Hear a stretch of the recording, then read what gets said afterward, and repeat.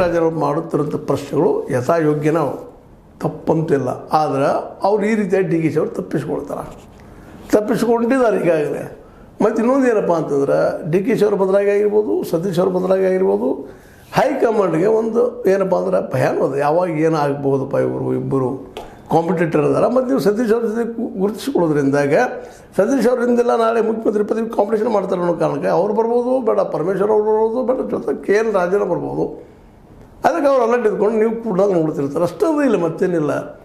ಅದಕ್ಕೆ ಇಲ್ಲಿ ಬಂದಂಥ ಸಮಸ್ಯೆ ಏನಪ್ಪ ಅಂತಂದ್ರೆ ನೀವು ಕುಡಿದು ರಾಜಕೀಯ ಸಂಚಲನ ಮೂಡಿಸೋರು ಅಂತ ಅವ್ರು ಅಂತಾರೆ. ಅದು ನೋಡಿದ್ಕೊಳ್ಳಿ ಫಸ್ಟ್ ಹೌದಪ್ಪ ಅನ್ನಿಸ್ತದೆ. ಇದು ಏನು ಅನ್ನಿಸ್ತದಪ್ಪ, ನಂಬಿಕೆಗಳ್ರಿ.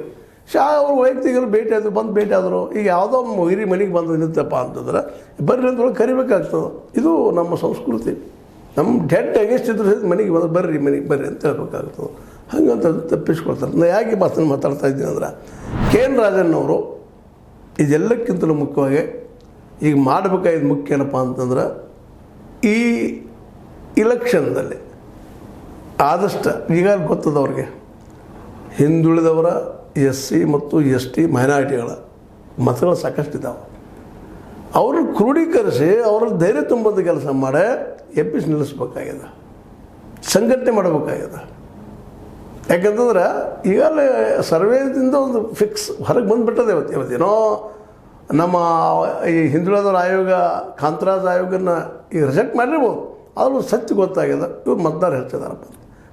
ಆ ದಿಶೆಯಲ್ಲಿ ತಮ್ಮ ಕೆಲಸ ಮಾಡಿದ್ರೆ ಇನ್ನೂ ಯೋಗ್ಯ. ಸುಮ್ಮನೆ ಅದು ಡಿ ಕೆ ಶಿವಕುಮಾರ್ ತಲೆ ಹಾಕಿದ್ರೆ ಏನು ಅರ್ಥ ಇಲ್ಲ. ಆದರೂ ಅಡ್ಡಿ